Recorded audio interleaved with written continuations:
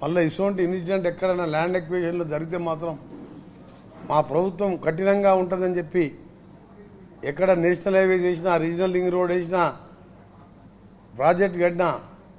TRS మాటలని ఎవడన్నా rowdy షీటర్లు ఇలాంటివి చేస్తే పీడీ యాక్ట్ లాంటి కఠినమైన చట్టాలు పెట్టి బయటికి రాకుండా జీవితాంతం జైల్లో ఉండే విధంగా చర్యలు చేపడతాం. మళ్ళీ ఇటువంటి ఇన్సిడెంట్ ఎక్కడైనా ల్యాండ్ ఎక్విజిషన్లో జరిగితే మాత్రం మా ప్రభుత్వం కఠినంగా ఉంటుందని చెప్పి ఎక్కడ నేషనల్ హైవే చేసినా రీజనల్ లింక్ రోడ్ వేసినా ప్రాజెక్ట్ కట్టినా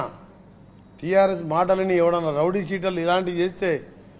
పీడీ యాక్ట్ లాంటి కఠినమైన చట్టాలు పెట్టి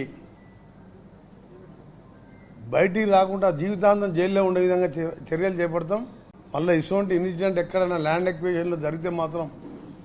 మా ప్రభుత్వం కఠినంగా ఉంటుందని చెప్పి ఎక్కడ నేషనల్ హైవే చేసినా రీజనల్ లింక్ రోడ్ వేసినా ప్రాజెక్ట్ కట్టినా